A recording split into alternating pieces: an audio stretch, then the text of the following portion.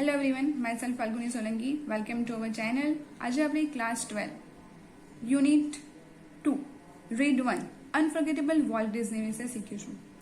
Walt Disney એ દુનિયાનું એવું એક નામ છે કે જેણે આપણને એનિમેશન ઇન્ડસ્ટ્રીમાં ઘણા બધા નવા કાર્ટૂનની ઓળખાણ કરાવી છે. Walt Disney A American entrepreneur, animator, writer, voice actor and film producer હતા. તેમણે અમેરિકન એનિમેશન ઇન્ડસ્ટ્રીમાં સૌપ્રથમ એનિમેશન મૂવીને ઇન્ટ્રોડ્યુસ કરી હતી, એટલે કે એમને એનિમેશન ઇન્ડસ્ટ્રીના પ્રણેતા તરીકે ઓળખવામાં આવે છે. અહીં જોઈએ તો અનફર્ગેટેબલ એટલે અવિસ્મરણીય, કે જેને ભૂલી ન શકાય તેવા વોલ્ટ ડિઝની. સમગ્ર લેસન અહીં રોય ડિઝની દ્વારા લખવામાં આવ્યો છે. રોય ડિઝની એ વોલ્ટ ડિઝનીના ભાઈ હતા. તો ચાલો લેસનને સમજીએ. My brother Walt is no more. My brother એટલે મારો ભાઈ, નો મોર એટલે હયાત નથી, કે મારા ભાઈ વોલ્ટ હયાત નથી. યટ એટલે કે છતાં. ઇન્ફ્લુએન્સ એટલે કે પ્રભાવ. Lingers like a living presence over the studio where he turned out the cartoons, nature films and feature movies that made him known and loved around the world. ફરીથી yet એટલે છતાં, influence એટલે પ્રભાવ, lingers એટલે ધરાવે છે, living presence એટલે કે જીવંત હયાતી, ટર્ન એટલે કે જ્યાં બનાવ્યું છે, નોન એટલે જાણીતું, લવડ એટલે પ્રેમ, વર્લ્ડ એટલે દુનિયા. પરંતુ સ્ટુડિયોમાં પણ તેમનો પ્રભાવ એટલો જ જીવંત છે કે જ્યાં તેમણે cartoon, nature films, feature movies તરફ વળ્યા હતા અને સમગ્ર વિશ્વમાં, અરાઉન્ડ ધ વર્લ્ડ, સમગ્ર વિશ્વમાં પોતાને પ્રખ્યાત અને ચહિતા બનાવ્યા હતા. Even now as I walk around the studio crew I half expect to encounter that tall country boy figure head bowed in thought about some new project. Even now એટલે કે અત્યારે પણ, વોક એટલે ચાલવું, ફરવું, સ્ટુડિયો ક્રૂ એટલે સભ્ય, member, expect એટલે આશા રાખવી, એન્કાઉન્ટર એટલે સામનો થવો, ટોલ એટલે ઊંચું, કન્ટ્રી બોય એટલે કે ગામડિયન જેવું દેખાતો, હેડ બાઉડ એટલે કે માથું નીચું કરી, થોટ એટલે વિચારતો, ન્યૂ પ્રોજેક્ટ એટલે કોઈ કાર્ય કરતો. તો અત્યારે પણ જ્યારે હું સ્ટુડિયો તરફ જાઉં છું ત્યારે હું આશા રાખું છું કે તે ઊંચા ગામડિયન જેવો દેખાવ ધરાવનારા, મનમાં ઘણા નવા પ્રોજેક્ટ વિશેના વિચારો ધરાવતા વ્યક્તિને હું મળી લઉં અથવા તો એમનો મને સામનો થાય. Walt was so much the driving force behind all we did, from making movies to building Disneylands, that people constantly mention his name as if he were still alive. A driving force એટલે પ્રેરણા સ્ત્રોત, behind એટલે પાછળ, all we did એટલે જે પણ કાર્ય કરીએ છીએ ત્યાં, કોન્સ્ટન્ટલી એટલે સતત, મેન્શન એટલે કે સંદર્ભ લેવો અથવા તો નામ બોલવું, એઝ ઇફ એ ગ્રામરનું આપણને પોઈન્ટ દર્શાવે છે, સ્ટીલ એટલે છતાં, અલાઇવ એટલે જીવંત.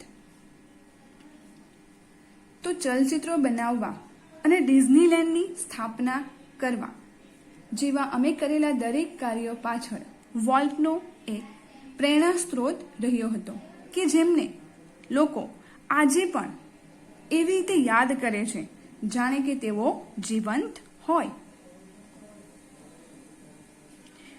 Every time we saw a new picture or open a new feature at Disneyland, someone is bound to say, I wonder how Walt Disney like it.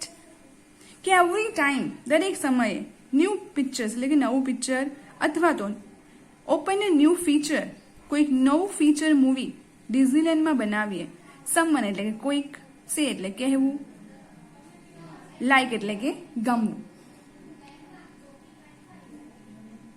તો ડિઝનીલેન્ડમાં દરેક સમયે કંઈક નવું ચિત્ર અથવા તો નવી ફીચર મૂવી ઓપન કરતી સમયે કોઈક વ્યક્તિ તો બોલશે જ કે મને લાગે છે કે શું આ વોલ્ટને ગમશે.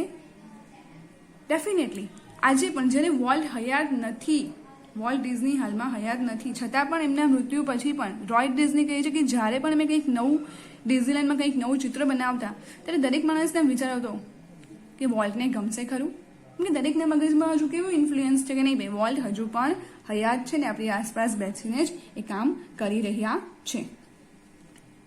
And when this happens, when એટલે કે જ્યારે હેપન્સ એટલે થવું, I personally realise that, personally એટલે વ્યક્તિગત રીતે, રિયલાઇઝ એટલે સમજાવવું, it was something he himself had plan, something એટલે કંઈક અને પ્લાન એટલે આયોજિત. પરંતુ વેન ધીસ હેપન, જ્યારે આ પૂર્ણ થાય છે એટલે કે પરિપૂર્ણ થાય છે કોઈ પણ કાર્ય, આઈ પર્સનલી રિયલાઇઝ, તો મને પોતાને સમજાય છે કે આ તો પહેલેથી જ પ્લાન એટલે કે એમના દ્વારા આયોજિત થયેલું હતું. For my imaginative, industrious brother left enough projects in progress to keep the rest of us busy for many, many years. કે ઇમેજિનેટિવ એટલે કાલ્પનિક, ઇન્ડસ્ટ્રીયસ એટલે ઉદ્યમી, મહેનતુ, લેફ્ટ એટલે મૂકી જવું, ઇનફ એટલે પૂરતા, પ્રોગ્રેસ એટલે ગતિમાન હોવું, રેસ્ટ ઓફ એટલે બાકીના, કીપ એટલે ચાલુ રાખવું. તો એમને રોય ડિઝની કહે છે કે મારા કલ્પનાશીલ અને ઉદ્યમી એટલે કે મહેનતુ એવા ભાઈએ ઘણા બધા પ્રોજેક્ટ હજુ ગતિમાં મૂક્યા છે કે જે અમને બાકીના ઘણા બધા વર્ષો સુધી વ્યસ્ત રાખશે. એટલે કે વોલ્ટ ડિઝની હયાત નથી, એ મૃત્યુ પામ્યા છે, છતાં પણ એમણે એટલા બધા પ્રોજેક્ટ મૂક્યા હતા કે પૂરા કરવામાં જ એમને ઘણા બધા વર્ષો નીકળી જશે. Walt was a complex man, complex એટલે જટિલ. To the writers, producers and animators who worked with him, he was a genius who had an extraordinary ability to add an extra stroke of imagination to any story or idea. કે Walt was a complex man, કે Walt એ જટિલ માણસ હતા. જટિલ શા માટે તો જોઈએ, કોના માટે જટિલ હતા? To the writers, producer, animators એટલે કે રાઇટર્સ લેખકો, પ્રોડ્યુસર્સ અને એનિમેટર્સ કે જે એનિમેશન મૂવી બનાવતા હતા તેઓ. Who worked with him કે જો તેમની સાથે કામ કરતા હતા. He was a genius, genius એટલે કે નિપુણ, નિષ્ણાંત માણસ હતા. Who had an extraordinary, extraordinary એટલે અદ્વિતીય, ability એટલે ક્ષમતા, add એટલે ઉમેરવું, extra stroke એટલે અદ્વિતીય નવા વિચારો, imagination એટલે કલ્પના, story એટલે વાર્તા અને idea એટલે વિચાર. તો વોલ્ટ એ એવા કોમ્પ્લેક્સ માણસ હતા કે જે તેમની સાથે કામ કરતા રાઇટર્સ, પ્રોડ્યુસર્સ અને એનિમેટર્સ એમની સાથે કામ કરતા હતા. એમના માટે એક જીનિયસ હતા કે જેઓ પોતાના વાર્તા કે વિચારમાં અદ્વિતીય કલ્પનાને ઉમેરવાની ક્ષમતા ધરાવતા હતા. To the millions of people who watched his TV show, he was a warm, kindly personality, bringing fun and pleasure into their homes. કે મિલિયન્સ, 1 મિલિયન એટલે કે 10 લાખ, તો અહીંયા મિલિયન્સ કીધું છે એટલે કરોડો લોકો. હુ વોચ કે જેઓ તેમનું ટીવી શો જોતા, તે વોર્મ એટલે હૂફ, કાઇન્ડલી પર્સનાલિટી એટલે કે મૃદુ, નમ્ર સ્વભાવના, બ્રિંગિંગ એટલે લાવવું, ફન એટલે આનંદ, પ્લેઝર એટલે ઉત્સાહ. કે કરોડો લોકો કે જે તેમનો ટીવી શો જોતા હતા તેઓના ઘરમાં ખુશી, આનંદ કે ઉત્સાહ લાવનારા તેઓ એક મૃદુ અને નમ્રશીલ વ્યક્તિત્વ ધરાવનારા વ્યક્તિ હતા. To the bankers who financed us, bankers એટલે કે બેંક, ફાઇનાન્સ એટલે કે નાણાકીય મદદ કરનાર. આઈ એમ શ્યોર, શ્યોર એટલે ખાતરી હોવી. હી સીમ, સીમ એટલે દેખાવું અથવા જોવું. Like a wild man, wild એટલે કેવું જંગલી. હેલબેન્ટ, હેલબેન્ટ એટલે દ્રઢ નિશ્ચય. ફોર બેંકરપ્સી, બેંકરપ્સી એટલે દેવાળિયું. તો રોય ડિઝની શું કહે છે અહીંયા?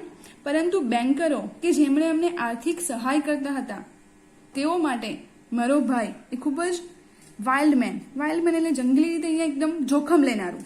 હેલબેન્ટ ફોર બેંકરપ્સી કે દેવાળિયું ફૂંકવા માટે દ્રઢ નિશ્ચય ધરાવનાર હતા એવું બેંકના લોકો વિચારતા.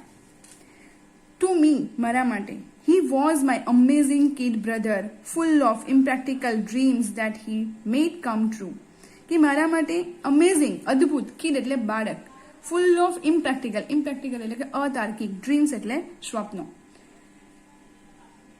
મારા માટે તેઓ મારા અદ્ભુત નાના ભાઈ હતા કે જેઓના તેમણે અતાર્કિક સ્વપ્નને સાચા કરી બતાવ્યા હતા.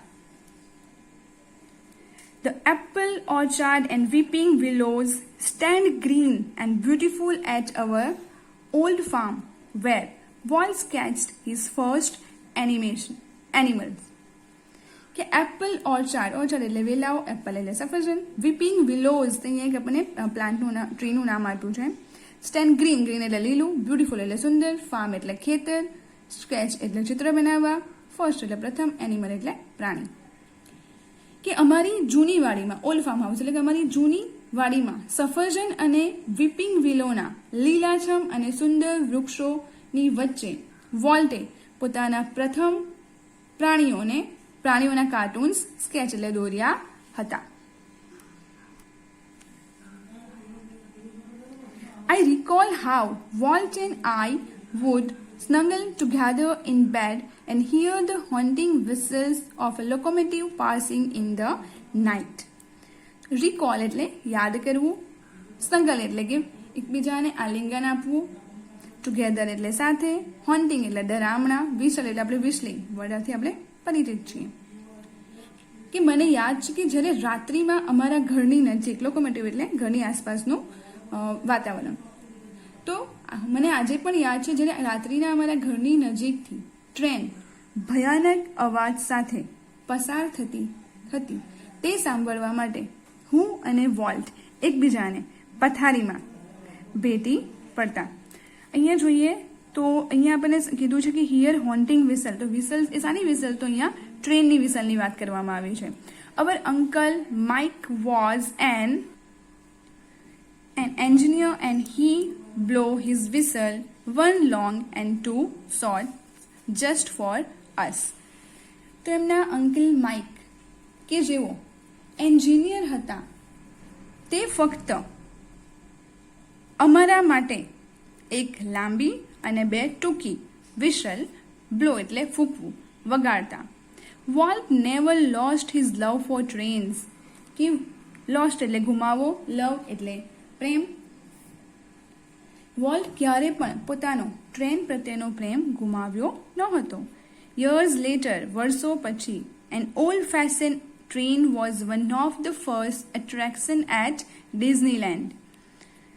ઓલ્ડ ફેશન એટલે કે જૂના સમયની, જૂના ફેશનની, અટ્રેક્શન એટલે આકર્ષણ. તો ઘણા વર્ષો પછી એક અત્યંત પુરાણી એટલે કે જૂની ટ્રેન એ ડિઝનીલેન્ડનું આકર્ષણનું કેન્દ્ર બની હતી. તમે અહીંયા જોઈ શકો છો, વોલ્ટ ડિઝની છે, એમની પાસે એમનું મિક્કી છે. વોલ્ટ ડિઝનીનો અહીંયા આપણે જોઈએ તો ટ્રેન પ્રત્યેનો પ્રેમ પણ આપણને અહીંયા ચિત્રમાંથી જોઈ શકીએ છીએ. Thank you.